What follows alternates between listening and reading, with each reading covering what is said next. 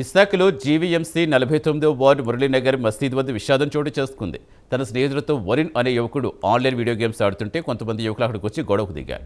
దీంతో రెండు గ్రూపుల మధ్య ఘర్షణ చోటు చేసుకుంది. ఈ క్రమంలో వరుణ్పై కత్తితో దాడి చేయగా అక్కడికక్కడే మృతి చెందాడు. కేసు నమోదు చేసి దర్యాప్తు చేస్తున్న పోలీసులు 5గురిని అదుపులోకి తీసుకున్నారు. అయితే మృతుని బంధువులు విశాఖ కేజీహెచ్ ఆసుపత్రి వద్ద ఆందోళన చేపట్టారు.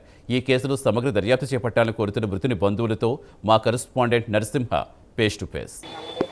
విశాఖ కంచరపాలెం పోలీస్ స్టేషన్ పరిధిలో మురళీనగర్లో అర్ధరాత్రి జరిగిన ఇరు వర్గాల ఘటనల నేపథ్యంలో వరుణ్ తేజ్ అనే వ్యక్తి ఈ హత్యకు ఏదైతే గురయ్యాడు. ఈ నేపథ్యంలో చూసుకుంటే ఈ యొక్క ఘటన ఇరు వర్గాల మధ్య ఘటన ఆన్లైన్ వీడియో గేమ్స్ ఆడుతున్నట్టు కూడా స్థానికులు కూడా ఒకవైపు చెప్తున్న పరిస్థితి నెలకొంది. అయితే ఇరు వర్గాల మధ్య అయితే ఈ ఘర్షణ నేపథ్యంలో ఒక్కసారిగా నెలకొన్న ఘర్షణ నేపథ్యంలో హత్యకు దారితీస్తుందని కూడా స్థానికులు చెప్తున్న పరిస్థితి నెలకొంది.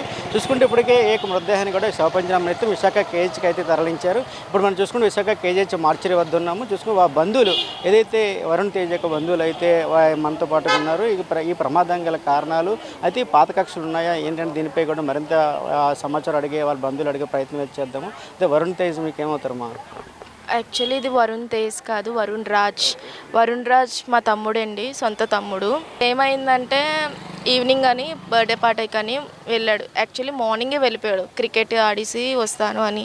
బట్ మధ్యాహ్నం ఏమన్నారంటే ఫ్రెండ్స్ బర్త్డే పార్టీ ఉంది, సో మధ్యాహ్నం బయట తినేసి అలాగా ఈవినింగ్ కేక్ కట్ చేసుకొని వద్దాము అనుకున్నారు. తీరా చూస్తే కంచరపాలెం వెళ్ళారంట. కంచరపాలెంలో ఫ్రెండ్స్ ఉన్నారు. అక్కడ వెళ్ళి ఇలాగా ఫ్రీ ఫైర్ అవేవో ఆడుతుండగా ఒకేసారి ఒక 10 మందిలా వచ్చేసారు, గ్యాంగ్ కింద వచ్చేసారంట. సో అక్కడ ఏమవుతుందో అసలు ఇన్వాల్వ్మెంట్ తెలియదు, అక్కడ గొడవ ఏంటో తెలియదు, మా తమ్ముడికి ఏం తెలీదు. బట్ ఇక్కడ చూస్తే వీళ్ళందరూ పరిగెట్టేశారు, వీళ్ళందరూ వెళ్ళిపోయారు.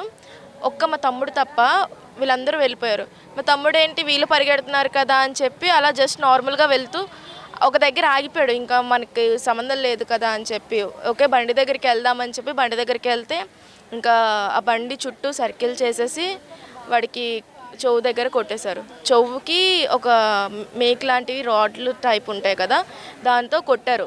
ఇక్కడ కొట్టగానే వాడికి లోపల నరాలు చిట్లిపోయి ఇంకా వచ్చే దారిలో చనిపోవడం జరిగింది. ఇది చూసుకుంటే స్నేహితులు మధ్య ఏదైతే పాత కక్షల కారణంగా ఈ తగాద జరిగిందని కూడా అటు స్థానికులు పోలీసులు కూడా చెప్తున్న పరిస్థితి నెలకొంది. మీరేమంటారు?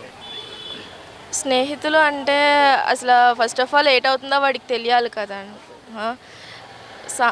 అసలు ఆ టాపిక్ ఏంటి, గొడవ ఏంటి తెలియనప్పుడు, ఇన్వాల్వ్మెంట్ ఈ మనిషిదే లేనప్పుడు దీనికి ఎలా ఇలా చేస్తారు? చూసుకుంటాడు ప్రభుత్వం తరపు నుంచి కానీ పోలీసుల తరపు నుంచి మీకు ఏ రకమైన న్యాయం కావాలంటారు?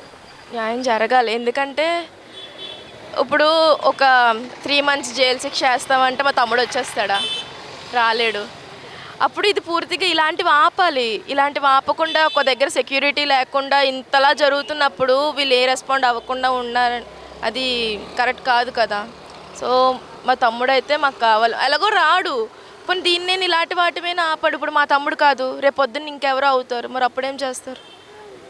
సో అది చూసుకుంటే ప్రధానంగా అయితే ఏదైతే వరుణ్ ఈ తరహా ఈ విధంగా చనిపోవడం మనకు చాలా బాధాకరంగా ఉందని చెప్తున్న పరిస్థితి నెలకొంది. ఏదేమైనా అటు ప్రభుత్వం తరపున నుంచి కూడా అటు పోలీసులు కూడా సమగ్ర విచారణ జరిపి ఇటువంటి ఘటనలు పునరావృతం కాకుండా చూడాలని కూడా వరుణ్ అయితే బంధువులు అయితే ఆరోపిస్తున్న పరిస్థితి నెలకొంది. ఏదేమైనా కూడా ఇది దురదృష్టకరమైన ఘటనని కూడా చెప్తున్న పరిస్థితి అయితే నెలకొంది. కెమెరామెన్ సూర్యతో నరసింహ, విశాఖపట్నం కేజీహెచ్ నుండి.